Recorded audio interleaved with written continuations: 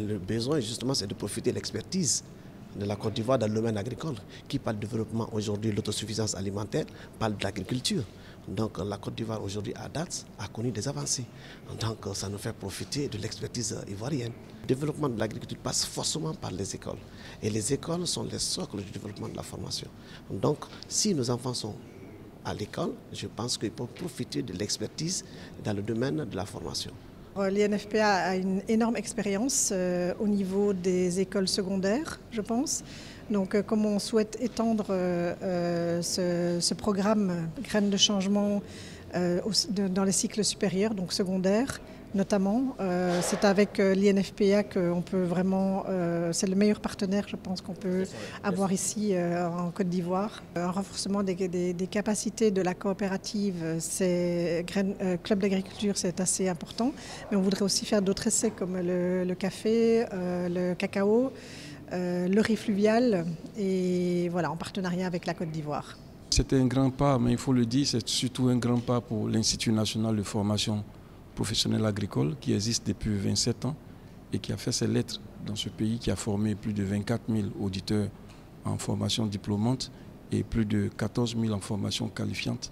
C'est le lieu pour nous de pouvoir exporter cette technologie, ces compétences que nous avons à l'extérieur et développer de façon inclusive tout ce qu'on a comme compétences agricoles.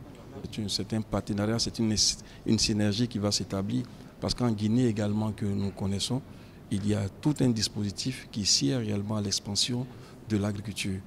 Et former des auditeurs en agriculture participe aussi du développement de l'agriculture.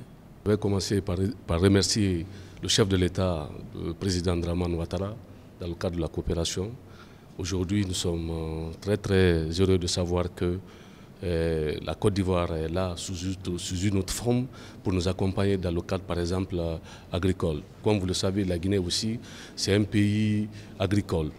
Donc, depuis un certain moment, les nouvelles autorités du pays sont en train de voir dans quelle mesure, n'est-ce pas, relancer l'activité agricole dans notre pays. Nous venons accompagner les initiatives, le ministère de l'administration du territoire et de la décentralisation qui a en charge la mise en place de l'ensemble des politiques publiques de développement dans le domaine de développement territorial, notamment à l'envers des communautés, des terroirs, pour pouvoir vraiment accompagner, comme pour dire que ce n'est pas seulement le secteur privé qui doit développer nos territoires. Nous devons comprendre que le développement de nos territoires concerne l'État, la société civile et les privés.